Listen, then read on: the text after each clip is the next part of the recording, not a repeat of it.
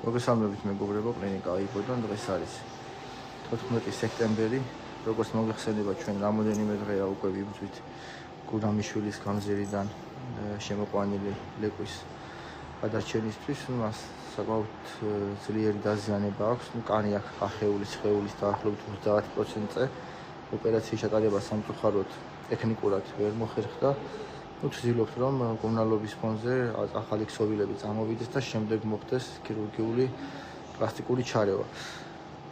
ვიყიდეთ საკმაოდ ძვირიანი მალამოები, რომლითაც ხდება ყოველდღიური დამუშავება. გარდა ამისა, მიმდინარეობს კვლევები პერიოდულად. დღეს კვლევებში არ მოგეწონა, რომ ჰემოგლობინი ჩამოვიდა საკმაოდ დაბალზე. ამიტომ საჭირო გახდა დამატებით სისხლის გადასხმა, რომელიც ახლა მიმდინარეობს ამ წუთებში.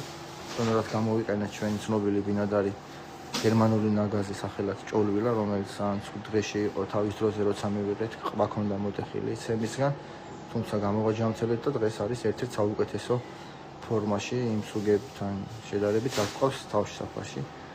გაიღო მან სისხლი და ისიც გვეხმარება, რომ გადავარჩინოთ გურამიშვილის ლეკვი. ნახოთ, სალღონის არ ვიშურებთ, თუ რამე შესაძლებელია, ყველაფერს ვაკეთებთ. დანარჩენს უკვე საღლის იმუნიტეტი დრო და მკურნალობის პროცესი გამოაჩენს.